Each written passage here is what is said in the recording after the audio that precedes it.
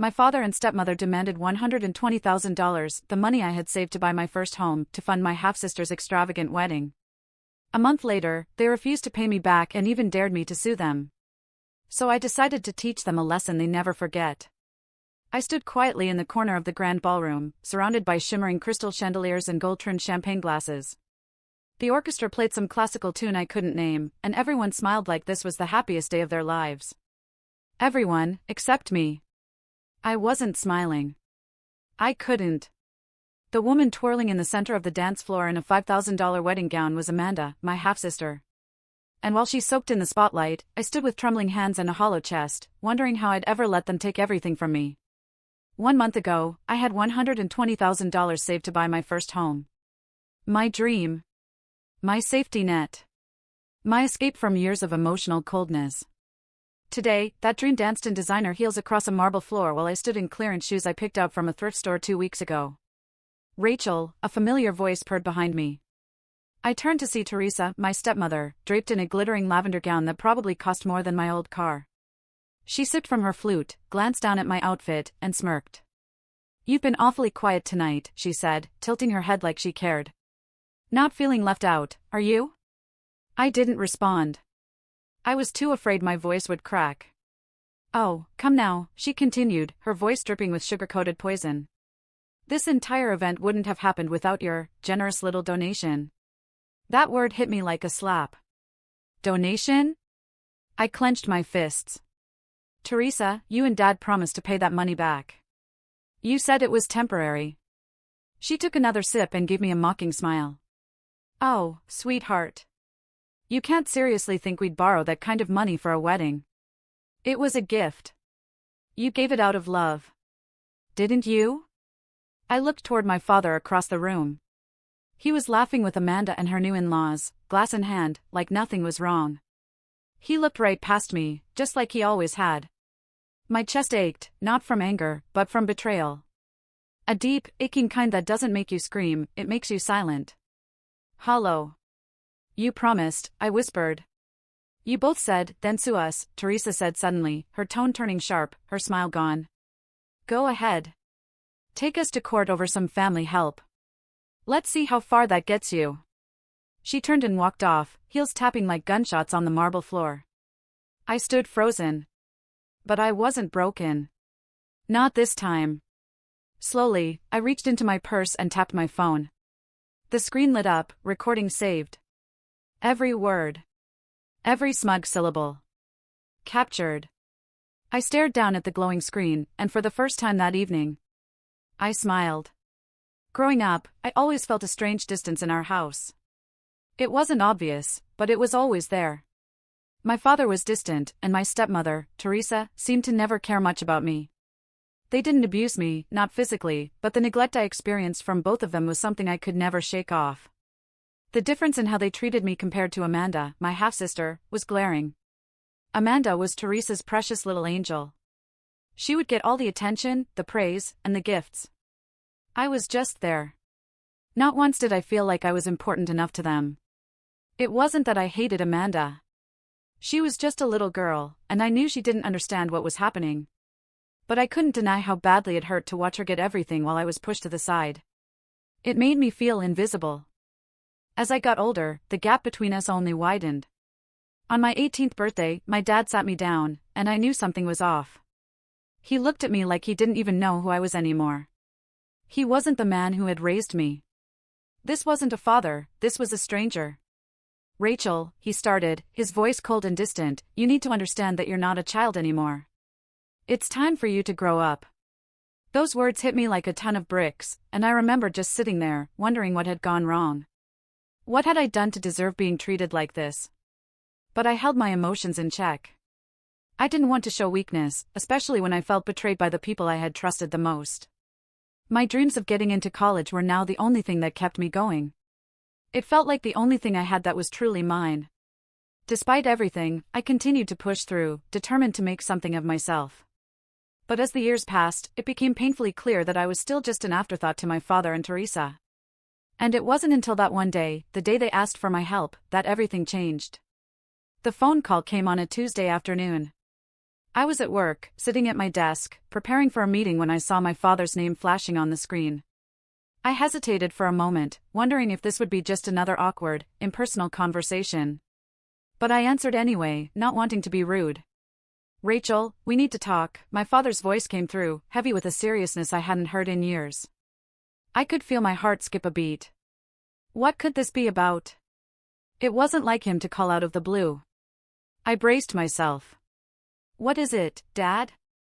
I asked, trying to keep my tone neutral, even though my anxiety was growing.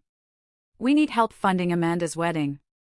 You know how important this is to her, and frankly, your mother and I have hit a financial snag." He paused, as if waiting for my reaction. "We need $120,000. Can you help us out?" I sat there, stunned. The number felt like a punch to the gut. I had saved every penny I had over the past few years. All of it was meant for my first home, my escape from this toxic environment. This wasn't just money to me, it was my future.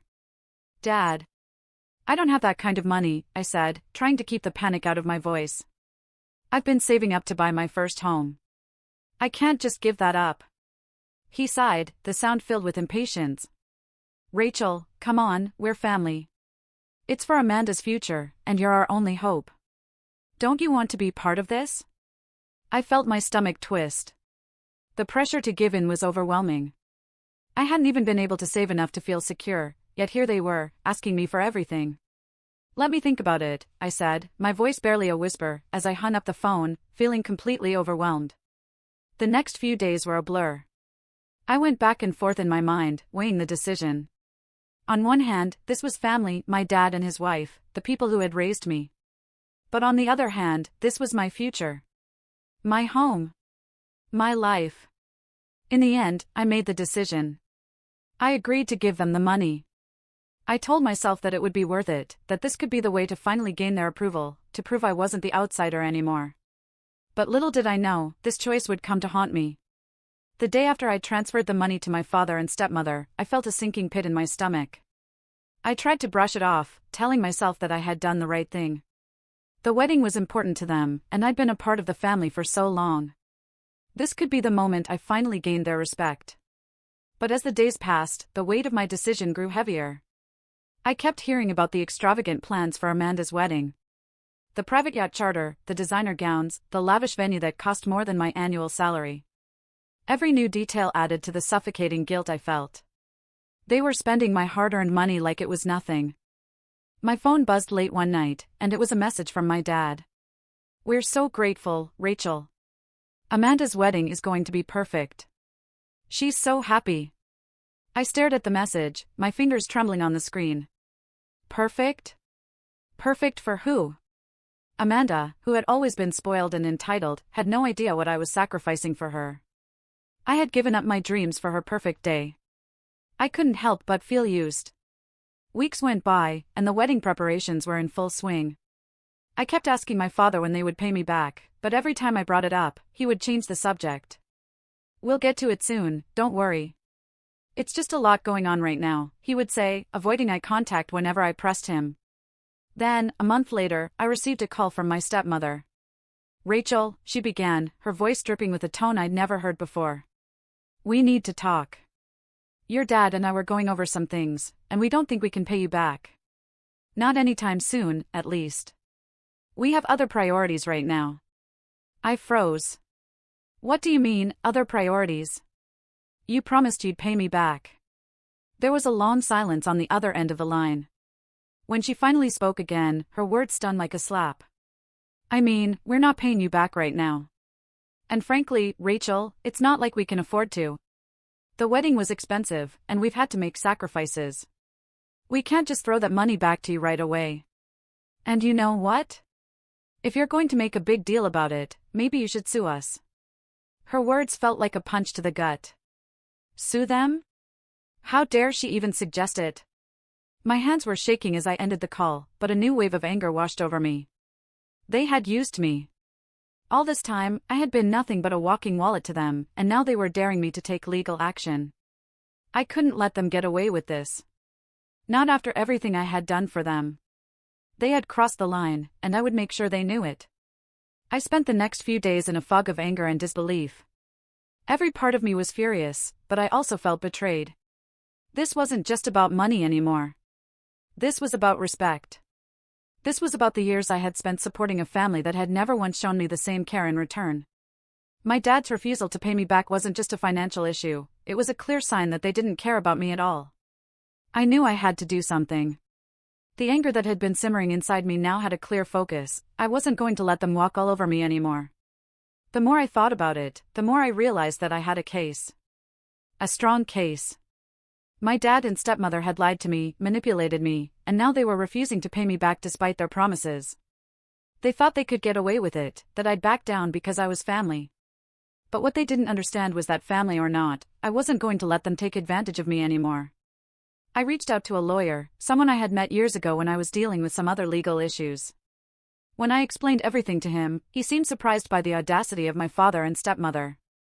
"This sounds like a pretty straightforward case," he said, his voice calm but firm. "If they've made promises to pay you back and haven't, that's a breach of trust, and they've essentially stolen your money.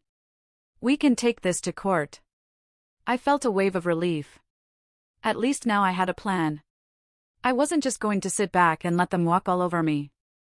I had a right to my money, and I wasn't going to let them forget that. The next step was gathering evidence.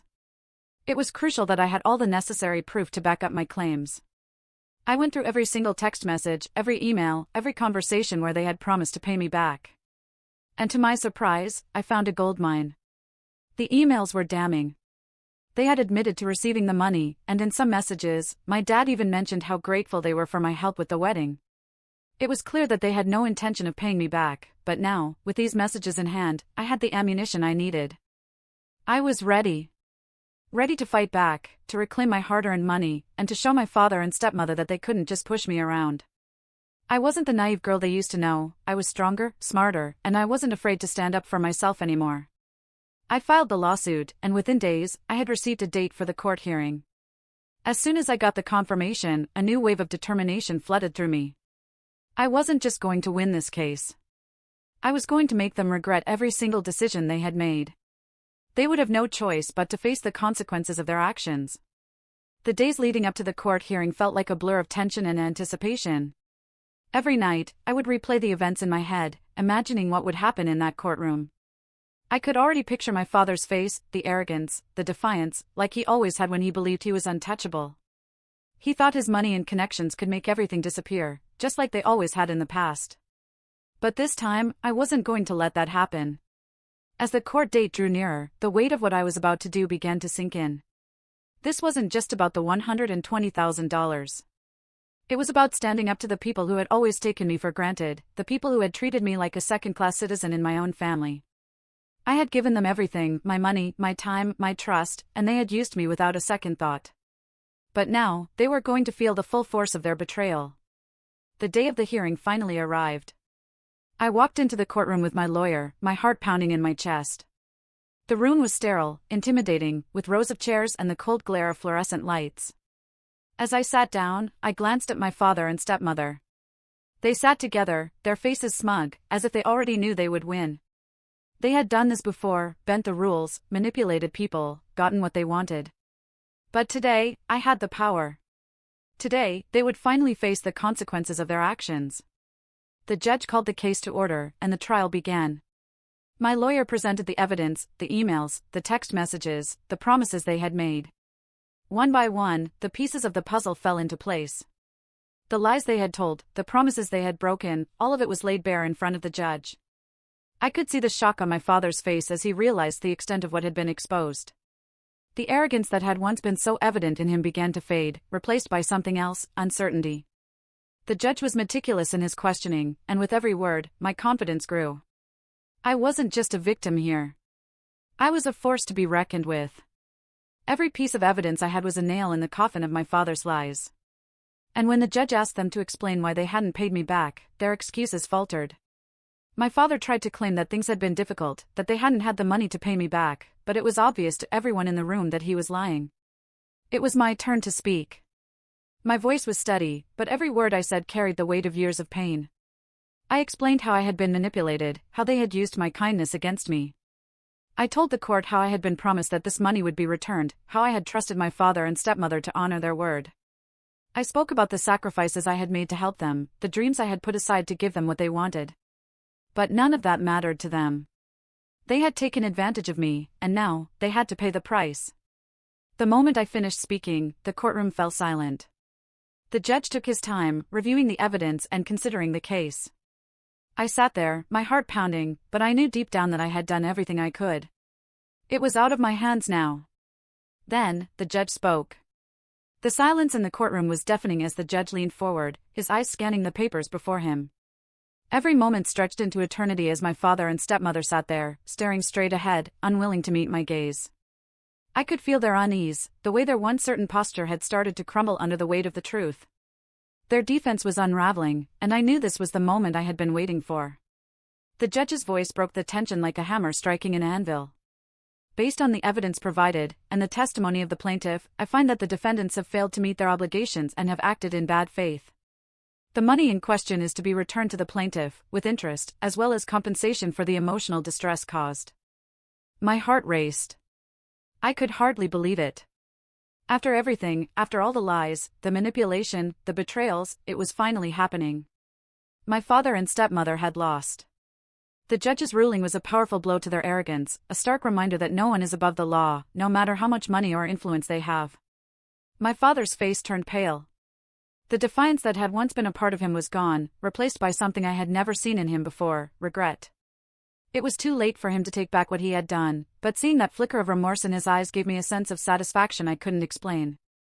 The same man who had once told me I wasn't good enough, that my needs didn't matter, was now standing on the precipice of losing everything he held dear. But the real moment of victory came when the judge turned to address the court. In addition to returning the $120,000, I am ordering that the defendants pay punitive damages for their deceitful actions. This court will not tolerate the exploitation of family members for personal gain. Justice must prevail. I watched as my father slumped in his chair, his once proud and arrogant demeanor shattered. My stepmother's face was flushed with anger and humiliation, her attempts to maintain composure now completely useless. They had underestimated me. They had thought they could bully their way through life, using their lies and power to control everyone around them. But they had made one fatal mistake, they had messed with the wrong person. As I stood to leave the courtroom, my lawyer beside me, I couldn't help but feel a sense of peace settle over me. I had won. Not just the money, but my dignity, my self-respect, and the chance to finally free myself from their toxic grip. I had taken back control of my life. But I wasn't done yet. As I walked out of the courtroom, I felt a weight lift from my shoulders. The courtroom doors slammed shut behind me, but I wasn't thinking about the case anymore. I was thinking about what came next. The victory wasn't just about getting my $120,000 back, it was about taking my life back, about reclaiming the power I had given away for so long. The first thing I did after the ruling was to visit the bank. I stood there, watching the teller transfer the money back into my account. The same account I had originally set up for my dream home, the one my father and stepmother had stolen from me in the name of family obligation. But now, it was all mine again. And this time, I wouldn't be spending it on anyone but myself. I had dreams of a home, a place where I could truly feel at peace, free from the shadow of my toxic family. When I finally returned to my apartment, I took a moment to look around. I had spent so much time trying to make everyone else happy, trying to fit into a family that didn't care about me, that I had neglected myself. But now, I was free. I had everything I needed to rebuild my life. The journey had been long, but every sacrifice, every moment of pain had led me here, to this moment of freedom. I decided to take a trip, a small getaway to clear my head. The peace of the beach, the sound of the waves, was all I needed to remind myself that I was worthy of happiness. I'd spent too long living for others, but now, it was my turn to live for myself. Meanwhile, my father and stepmother were dealing with the fallout. Their social media profiles, once full of extravagant vacations and fancy dinners, had gone silent. Word had spread about the lawsuit, and people were beginning to talk. They had once been the image of success and power, but now they were nothing more than a cautionary tale of greed and deceit. The pride they once held so firmly in their hearts was now shattered, just like their carefully constructed world. The last time I saw my father, it wasn't in the courtroom. It was months later, when I received a letter in the mail from him. He apologized. The letter was full of empty words and regret, but it didn't matter. The apology didn't fix the years of pain and betrayal. It didn't change the fact that he had chosen his own greed over his relationship with me. It didn't bring back the trust we had lost. But what mattered now was that I had moved on. I had taken my life back into my own hands, and no one could take that away from me. My father's apology meant nothing to me. I had already won. And as I stood on the balcony of my new home, watching the sunset paint the sky with colors of gold and orange, I knew that everything I had gone through had led to this moment of peace. The revenge wasn't about the money or the court case, it was about reclaiming my dignity, my power, and my future. No matter how much my father or stepmother tried to fix their broken lives, they would never be able to fix what they had done to me. But I didn't need them anymore. I had everything I needed to move forward and create a life of my own, one free from the toxic grip of people who didn't deserve a place in it. And in that moment, as I looked at the future ahead of me, I couldn't help but smile. Because I knew that no matter what, I had won, and my life would only get better from here.